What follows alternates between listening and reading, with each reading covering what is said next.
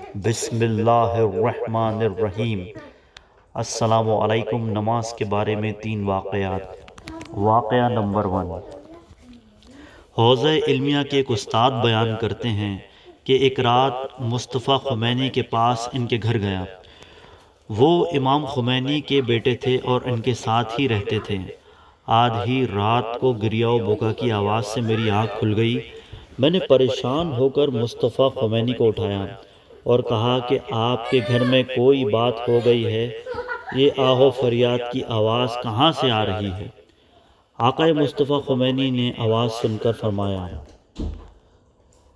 یہ میرے والد امام خمینی کی آواز ہے جو اس وقت تہجد و عبادت میں مشغول ہیں۔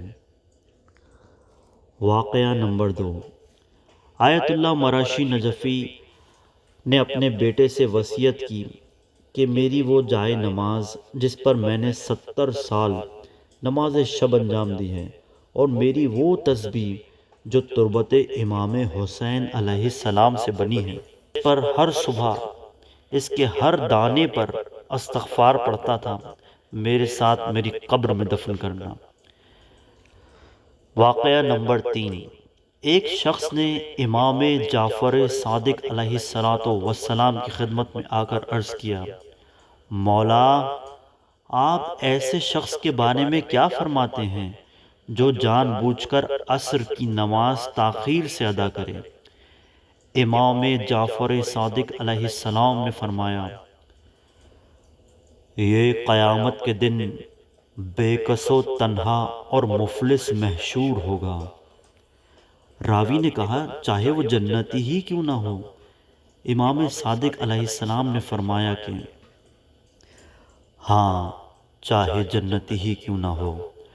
راوی نے کہا، مولا، اس کا جنت میں کیا مقام ہوگا؟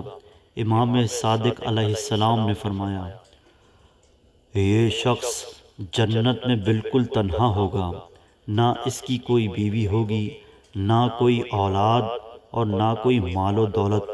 یہ شخص اہل جنت سے التجا کرے گا کہ وہ اس کی کچھ خاطر و تواضع کریں، کیونکہ اس کا وہاں کوئی گھر یا ٹھکانہ نہیں ہوگا۔ السلام علی محمد و آلہ الطاہرین۔ التماس دعا، ہمارے چینل میسیجز آف اہل بیت علیہ السلام کو سبسکرائب کریں۔